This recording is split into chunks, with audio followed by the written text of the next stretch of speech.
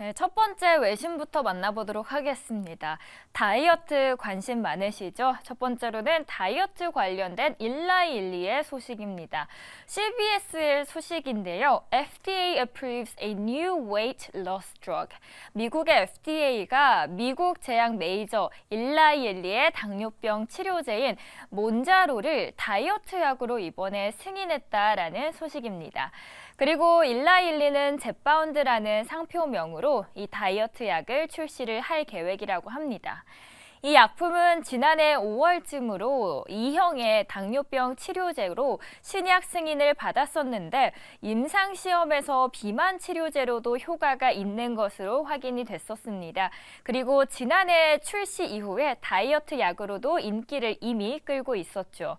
일라일리는 올해 말에 젯바운드가 만약에 출시가 된다면 한 달치 가격이 한 139만 원으로 책정할 계획이다라고 합니다. 같은 성분인 몬자로 가격이 한 134만 원보다도 조금은 더 비싼 건데요. 고가여서 의료보험이 없는 이런 저 같은 개인 사용자들은 접근이 다소 쉽지만은 않을 것이다 라는 관측이 나옵니다. 다만 만약에 정식으로 승인을 받는다면 민간 보험사들이 젯바운드를 지원 품목에 포함시킬 것으로 보여서 매출은 더욱더 큰 폭으로 뛸 수 있다라는 전망은 나옵니다. 첫 번째 일라일리 관련된 소식 전해드렸고요. 두 번째로는 중국으로 함께 넘어가 보도록 하겠습니다. 중국의 소식입니다. CNBC에서 가져왔고요. 이번에 중국의 지표가 하나가 발표됐어요. China Consumer Prices Swing to Decline in October. 중국의 10월 소비자 물가지수 CPI가 전년 동월 대비해서 0.2% 떨어지면서 석 달 만에 다시 하락세로 돌아섰습니다. 여기에 생산자 물가도 13개월 연속적으로 계속 하락하면서 다소 잠잠했던 중국 경제 디플레이션, 다시 말해서 경기가 침체되는 속에서 물가가 하락하는 걸 말하죠. 우려가 다시 한번 커지고 있다는 분석이 나옵니다. 10월에 CPI가 0.2% 하락했고요.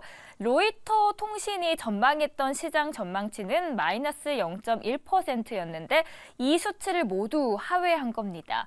그렇다면 올해는 어땠는지 한번 쭉 봤습니다. 중국의 CPI는 7월에 0.3% 하락했고 2년 5개월 만에 마이너스를 기록한 뒤에 한 8월쯤 0.1% 상승하면서 반등을 했는데 결국 다시 석 달 만에 마이너스로 이렇게 돌아선 겁니다. 특히 중국인이 가장 많이 소비하고 있는 육류인 CPI에서 차지하는 비중이 굉장히 큰데 이 큰 돼지고기 값이 30%나 급락하면서 하락세를 크게 주도를 했습니다. 전문가들은 물가 하락 방지랑 또 경기 부양을 위한 중국 당국의 대책이 정말 급하다, 필요하다라고 촉구를 하고 있는 상황입니다.